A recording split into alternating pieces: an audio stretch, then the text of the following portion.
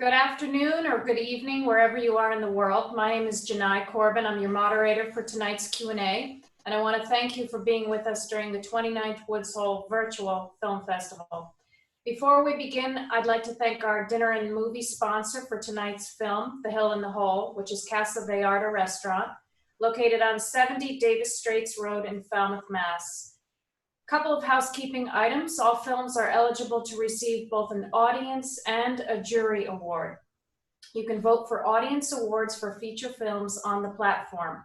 On the home image of each film, you'll see 5 stars next to the box that says watch later, and that's where you'll vote, with the number 1 being the lowest and 5 being the highest. And for short films, we'll send pass and ticket holders further information this week about how to vote. During tonight's Q&A for The Hill in the Hole, which will last about 45 minutes, I'll be speaking with the filmmakers, a cast member, a composer, and then we'll take questions from the audience. Please write your questions in the Q&A section, which is on the space bar at the bottom of your screen.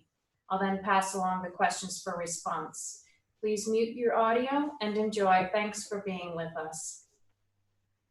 First of all, I'd like to introduce our panelists this evening. We have Bill Darmon, writer-director. We have Chris Ernst, I guess I would say director and DP. Is that correct? Yep, that is correct. Okay. Drew O'Doherty, composer, and Liam Kelly, of course, who played Tom Digby. So welcome. I'm going to start with you, Bill, because you wrote this film, and obviously somewhere in your life you stumbled upon the 1942 short story, The Hill in the Hole, written by Fritz Leiber. So do you want to talk about how that motivated you to write the screenplay? Yeah, I mean, I've been, oh, did we lose somebody? No. Okay. I've been a lifelong, I guess, fan of the subgenre weird fiction. Should include, you know, such writers as H.P. Lovecraft, and Fritz Leiber was a contemporary. Well, he was a late correspondent of Lovecraft, sort of a lesser known author. He's credited with sort of kicking off the sword and sorcery genre after Robert Howard. Okay. And I was a huge fan of his stuff, and we were looking for a way of kind of getting, sort of lifting his profile, because his writing was just so, I don't know, he was just such a great pulp writer. His story appealed to me because I would say specifically the Mound,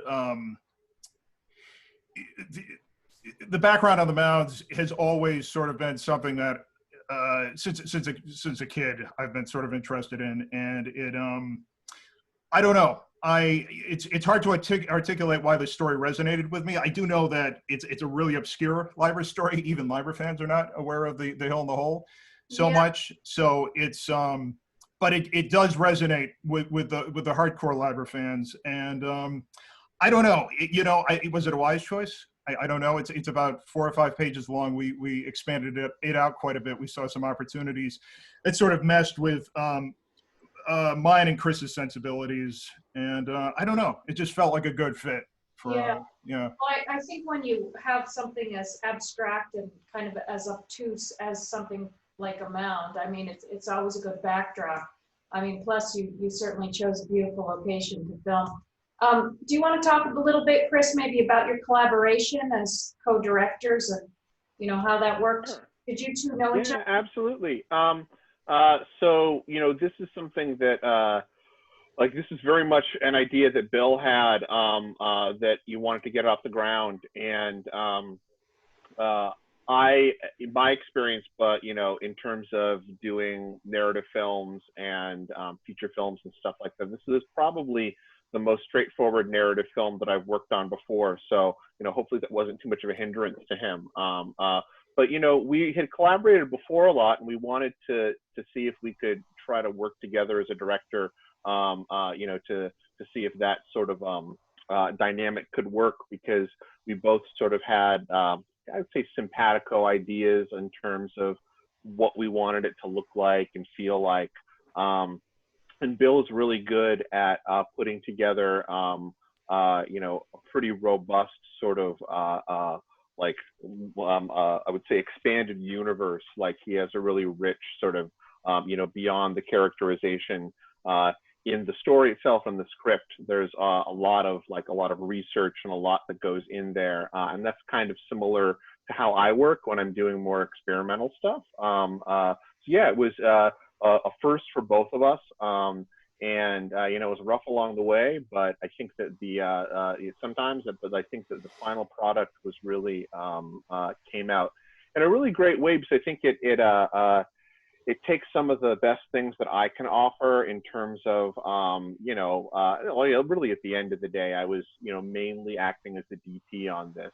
You know, I'm helping along with director stuff as much as I could, but you know, I don't want to step on anybody's foot or anything like that. So I think, like, if you were to think about how we as directors split it up, there's like this, like the visuals that I was collaborating with Bill on, and then Bill was like, you know, frantically trying to rewrite and, you know, work with the story in the way that we could as we're on the road going through this crazy, like almost like road trip. It was in many ways. It was very good.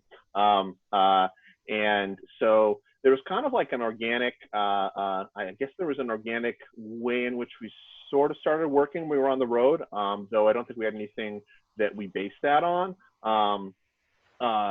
And you know, like you gave, I guess Adam couldn't be here with us tonight. Yeah.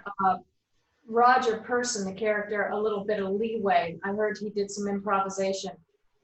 He did. Yeah, he's a writer himself, and I'll let Bill talk about sort of, you know, working with him, but very much I think both of us have this like neo-realist bend to us, where we like to incorporate as much collaboration as possible. Well, it definitely worked. I'd also like to find out, Liam, how did you get attached to the project? Bill, should I tell the whole story or what? You can give a shortened version if you want. Well, the shortened version is as a last resort, but there was already somebody else attached to the project, and this is really the first acting I've ever done, and just happened to. You were very well cast, you were extremely believable. You know. Well, and I give all the credit to these guys for you know, just kind of putting me at ease and just saying kind of more be yourself, and that's my when I asked my wife for permission to go out into the desert with these guys for a couple weeks, the reason that Bill gave was the character, basically Liam doesn't really have to act. He's kind of this smug intellectual. He thinks he's smarter than everybody around him, and she thought that was hilarious, so she gave me the go ahead to head out with these guys. So. Well, you sort of had you know, I mean, this is in character, the deer in the headlights look, you know, with the glasses. You look very erudite in your khakis, and, you know, buttoned down. So it certainly worked. So Drew, you know, the composer is often, you know, we don't talk about the scoring that much in sci-fi, generally because when you have technical things, particularly with the lasers and all of that, that sound tends to take over. But there was a fair amount of music in the establishing shots. So do you want to talk a little bit about that? Yeah, you know, it was a great opportunity to write a bunch of weird music that I wouldn't have otherwise gotten around to. You know, it was interesting, like Chris and I have been friends since, you know, we were 13 years old or so, and you know, we played in teenage rock bands together and stuff like that, which is a very different type of music than the music I ended up making for this movie. But you know, I had a lot of conversations with Bill about, you know, I think the kind of tone that he wanted, I think, to accompany Liam's character, Tom Digby, in particular. Bill's aware that I'm a huge fan of the film The Conversation, the Francis Ford Coppola film with Gene Hackman. Right. And that score is entirely solo piano thing by David Shire.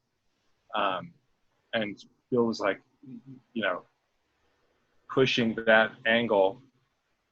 And, you know, at the time that I started recording, I could probably play piano at like one hand at a time. But it's just the nature of, you know, a self-funded independent feature film. There was enough time between when they shot it and when anybody saw it that I got a little bit better every day at you know, Well, making this other kind of music. And the piano, and it definitely added to some of the tension scenes. So Bill, did you have a favorite moment, given that there were a lot of rewrites? You know, there were so many favorite moments. I would say Liam and Adam at the baseball field, their exchange, and that plays into some of Adam's rewrite. And I just thought it's a really long scene, and they carried it really, really well. And we had some extensive dialogue, and those guys really just brought everything to life. It was pretty cool to see. So. Well, it was very funny too, and I wanted to ask you about the line. I guess it was Liam and the actress that played Lane. When you asked her if there were any churches in town, and she said no, that the people had gone, and then all of a sudden you find yourself with Roger, you know, getting into a tuxedo and, you know, heading out to the church. So I didn't know if that was sort of a setup line. The church, I think the church had been, I don't know if that question was directed at Liam. No, for you, Bill. Okay.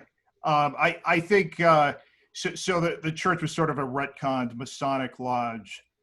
I'm spoiling this for anyone who didn't watch the movie before this Q&A here, but yeah, but no, I mean, there are various ironies that came about, I think, just organically from the process of making the film. And I don't know, we kind of liked some of those incongruities as we were putting it together.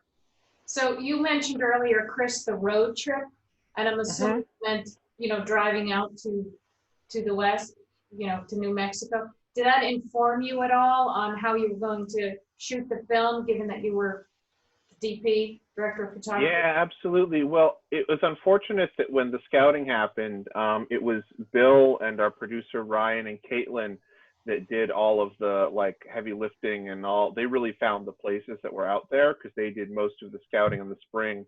And I'm a college professor, so I was still teaching at the time, and I couldn't make it out there to do that. But you know, they communicated to me what was out there, and you know, helped them choose the places. But when we got there, yeah, the idea really was to use, you know, in lieu of having a large production design budget, was to really use the space of the area there, to use New Mexico, and you know, how these beautiful areas and these places that Caitlin and Bill and Ryan found, these different locations were sort of turnkey locations where we could walk in, didn't have to do much set design, and we could just shoot there. And that was how we planned it. You know, we used a lot of locked off shots, which is very much my style in general. We shot it Cenorama, so really, really wide scope, 1/6/6, with anamorphics on an ARRI. And yeah, it was a lot of like, I wanted to have a lot of play in the frame and really kind of let the landscape speak for itself and let people move within the landscape. So it very much did inspire me. Well, I think the shot where you had the big billboard up of the missing girl, and who was pivotal to really the end of the film, I thought that was really great because you could almost easily miss that in some ways. It was very subtle. As big as it was, I liked where it was placed in frame. And I wanted to ask you a little bit, Bill, about that character, because I just love the opening of the film. I guess you're about 5 minutes in, and Liam's character asks her about if her mom and dad's around, and about the plane. Can you tell me about finding that actress and writing the role for her? Yeah. So that character was lifted from the story. Okay. And the actress, Caitlin sourced the actress. So Caitlin, our production designer, really ad hoc given that this was a bit of like whirlwind marathon filmmaking, there's a story there. She jumped in quite a bit because we lost some of the cast prior to shooting. Sure. And Caitlin said, you know, I've got this. She doesn't have an acting background, but she's a really smart girl. And we auditioned her the morning we were shooting with her. And she was perfect. She was great. Sochi was terrific. So yeah. So since New Mexico kind of has a reputation for a lot of odd happenings, UFO sightings and stuff, did you or the team experience anything that made you wonder why you were in a sci-fi film? We experienced so much. Yeah. Chris, really? Anything you want to share? Oh, well, I guess if we're referring to, there was one time where I got food poisoning. We went to the mound.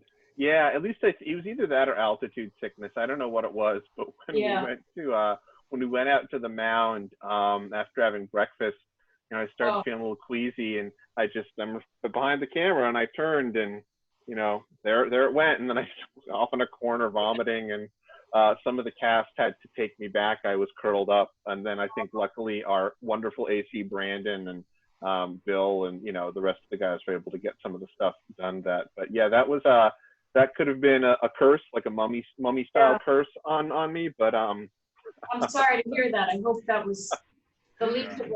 But you bring it was the least. It was the least of it. Yeah, at least I don't know if anybody else saw any, you know, lights in the sky or anything. We saw some pretty amazing weather driving across the mountains there in the park areas in the middle of New Mexico. It's amazing country. Yeah.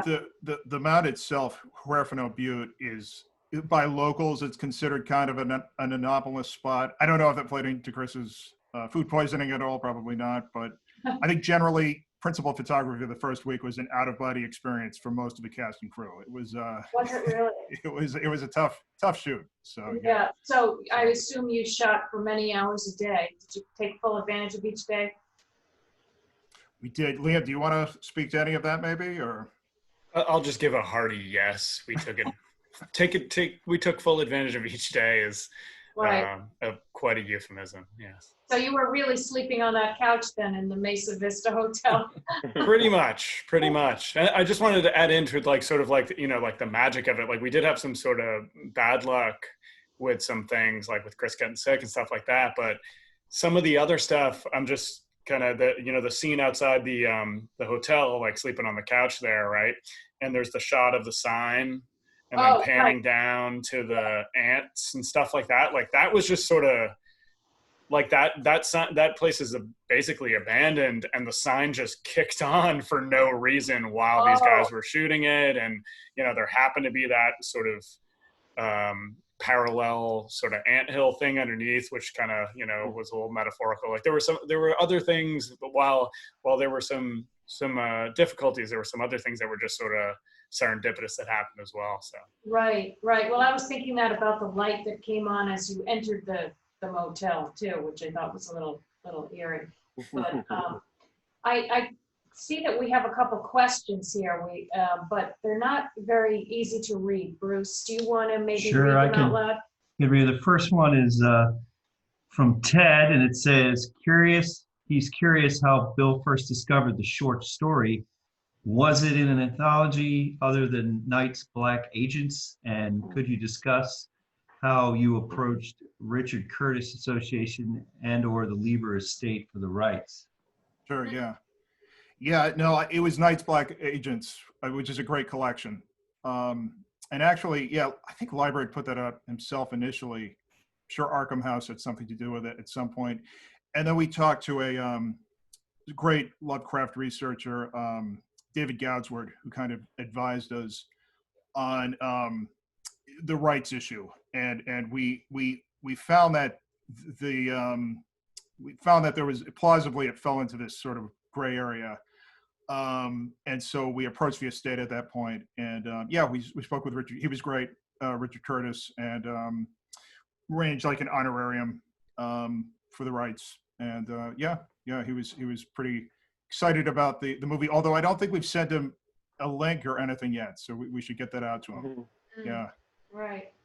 So Liam, I wondered if you wanted to talk a little bit about, given that this was your first film, your process, because you had a couple of these kind of dreams, where you woke up and you weren't sure what was going on. And I thought specifically, I guess this is either for Liam or for Bill, there was the scene when you ended up in front of the library and you had your gash on your face, and the librarian, Lane, doesn't mention it, until much later. And ironically, she's at the desk and we've got these Stephen King books, we've got Pet Sematary and Firestarter. And I don't know, I guess, Bill, I wanted to know, sci-fi is such a specific genre.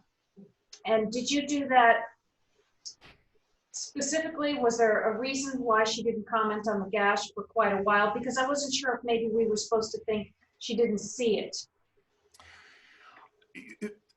So I guess for Lana, it was such a surprise when she said at the end, "Can I take you to the clinic?" Yeah. I mean, I think that was just sort of playing into some of, Chris, Drew, we all have sort of a similar sense of humor when it comes to just sort of surreal humor. Yeah. And I think we found it kind of funny and interesting that this character would be walking around with a giant, head injury. and it was kind of treated nonchalantly or casually. And it wasn't until we started showing it around that we realized, oh no, nobody's in on the joke, but it's Yeah. No, I thought it was a really great directing choice. And I thought Liam specifically, you didn't kind of, touch your forehead and I kept looking for you to do that. I thought, well, okay, wait a second. He's got this dried blood on his face. He's not touching it. Is it there? Are we supposed to see it? So I like the choice. It led to some interesting interactions when we were shooting in Raton, New Mexico. That was one of my favorite moments. Like, previous to that, those are actually two different locations, but just previous to that, we were shooting in Raton, when I'm kind of just sort of like staggering down the street, and there's like a lot of, Drew's awesome score and some tracking shots of me going down the sidewalk, and several concerned citizens of the wonderful city of Raton did endeavor to help me and make sure I was okay and see if I needed anything. So kudos to them. But I remember going. Go ahead. I was just gonna say, the actor that played Ben, because you were in a couple of scenes with him, was really, it worked very well for the two of you together. The one in the scene in the diner, I liked very much. That's a Cape Cod scene. Oh, that's right. That was shot in Yarmouth, right? It was, yeah. We have another question, I believe, also from Ted. Go ahead, Bruce. Yeah, this question says, can you talk about how Lauren Coleman got involved, and was that Portland, Maine's Cryptozoology Museum as location in post-credit sequence? And if so, what was it like shooting there? It was terrific shooting there. And that, it is the museum. I don't know, Chris, do you want to take this? That was your first time at the museum, right? Sure, that wasn't my first time at the museum. Yeah, well, Bill had become pretty good friends with Lauren, Bill and another guy, a friend of Bill's, Kyle, who had done some documentary projects with Bill before, and they become friends with him. And so he's been really, he's like really a booster for us, for Bill, and for all of the stuff that we've been doing. And he's been really supportive and helped us out. Like he let us do a sort of sneak premiere screening of the film at the CryptoCon last year, and he hooks us up with a lot of people, like if we need to talk to sort of luminaries within that world, like he'll hook Bill up. So yeah, that's the first time I'd been up there, and it was great shooting. I mean, it was sort of I think we got there like 3 hours before they opened, so we had about 3 hours to shoot a couple of those little short scenes there. And it's hard not to get distracted because there's so much cool stuff there. Anybody who's in Portland, Maine should definitely go to the Crypto Museum, because it is an awesome place, and Lauren is an awesome guy. Yeah.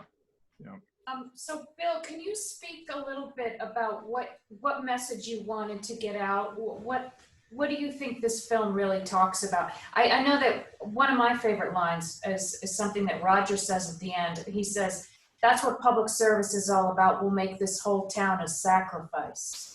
And I thought, I think Chris, did you write that line at the KFC Taco Bell outside the as we were? I think we were workshopping Adam's dialogue at that point. At that point, yeah. Let's credit it to the hive brain. Okay. Maybe, yeah. That was, but that was definitely, that was us.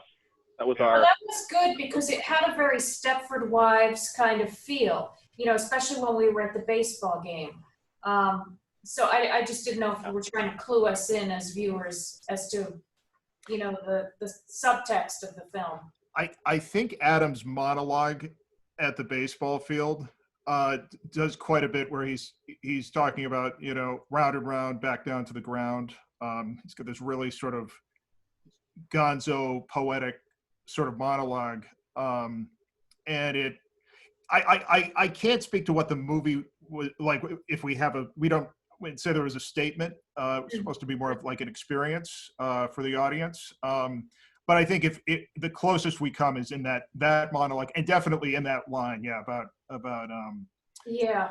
service, because I mean, you kind of the Adam's cadre of Masonic brothers, he's weirdly sort of balanced out by these bumbling orbs and giant skeletons and things like that. Like they're all sort of like surrogates for one another. Yeah.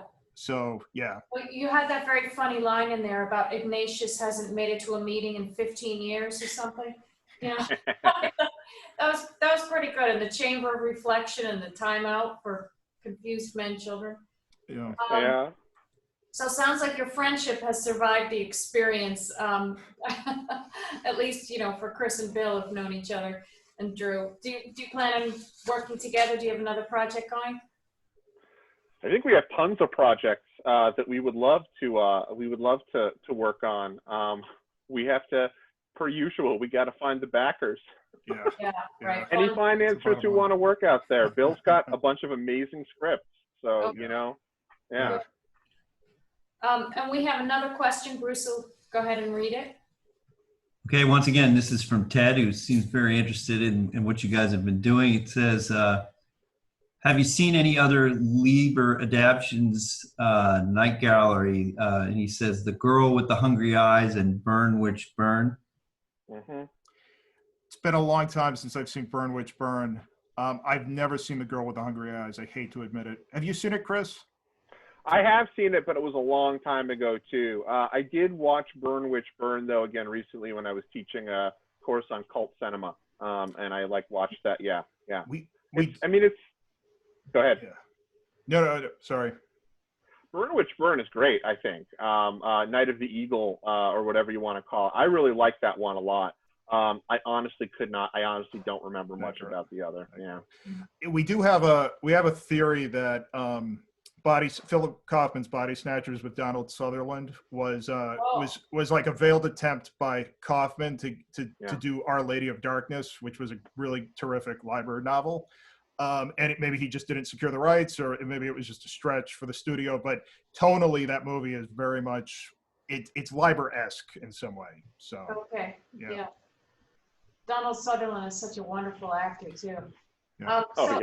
It's so nice having Drew here as a composer. So I'm just curious, Drew, had you read the completed script before you began composing music, or did you just see the cinematography and the locales first?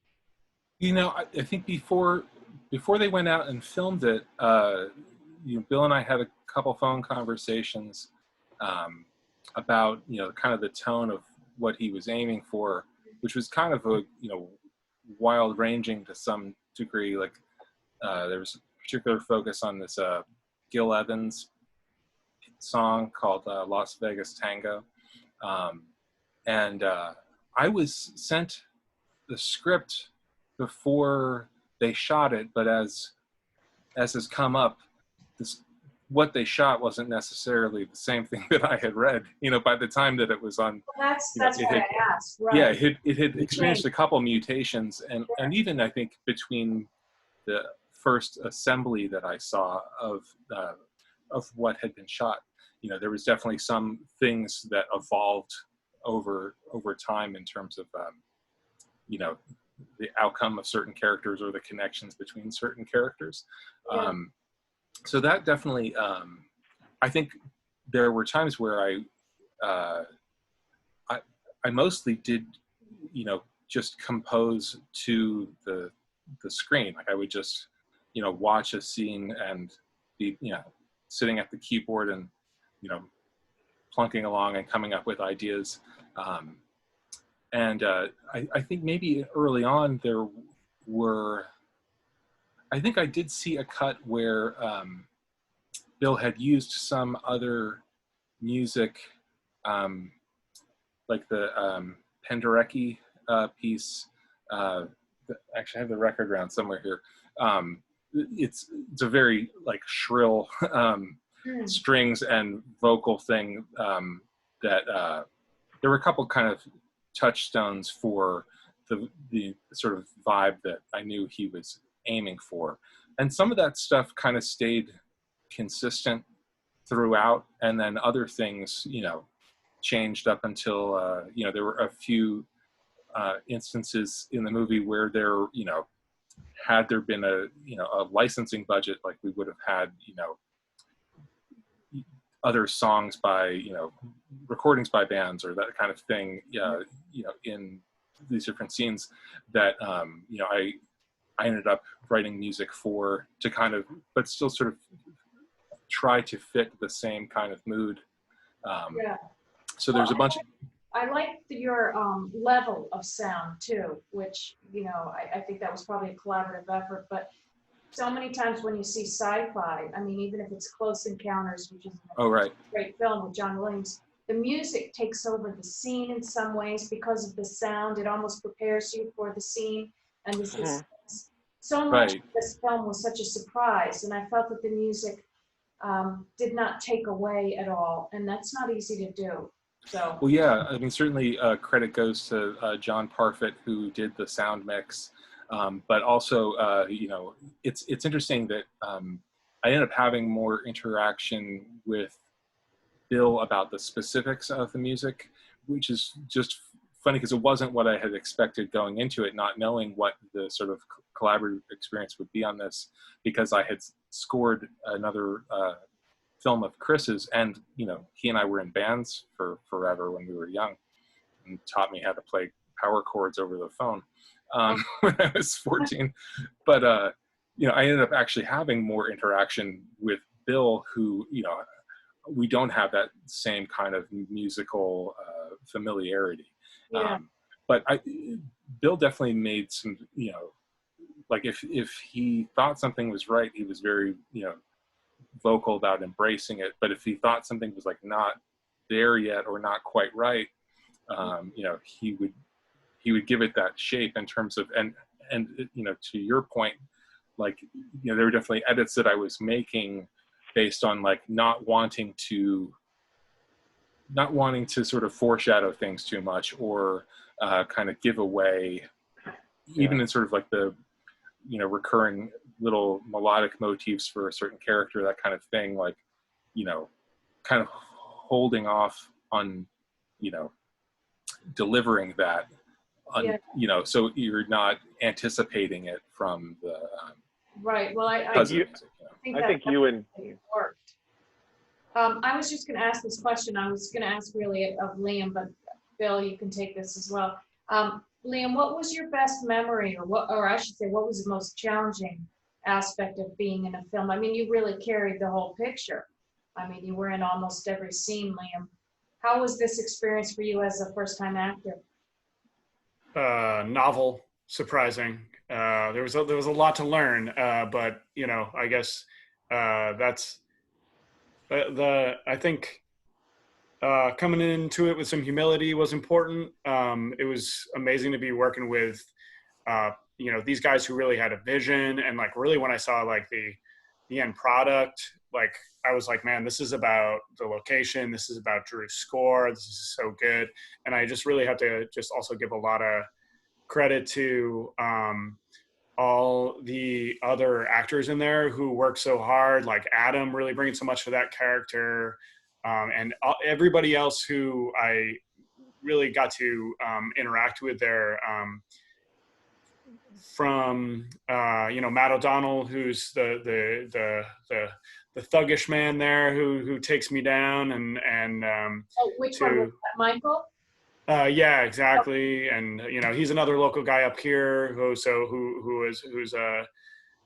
pursuing acting, and he worked with me on sort of how to get through my lines, and then really the energy that each of the other individuals, like you mentioned Ben Shelley's character, but Chris, and then Wayne, all those other young actors that I worked with there, like, they brought so much energy to each scene. It was, they made it easy for me to sort of just revolve around their characters, because really, in a lot of ways, and again, credit to the directors, like, it was, Tom Digby was in their world, like that.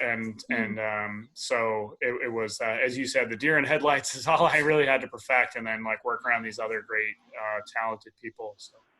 Right. Well, the cast was really, really great, and the opening was fantastic. I thought the actor who played Joel was very good. I actually, all three, Michael, Gabe, and Joel, that scene was so shocking, when he hit you over the head with the shotgun and chained you up against the tree. I mean, there were some beautiful visual moments. Surprising. We have another question here. Bruce is going to read it. The question is, had anyone seen Loken Finnegan's Without Name, another recent weird fiction cosmic horror indie film with an isolated surveyor as the central character?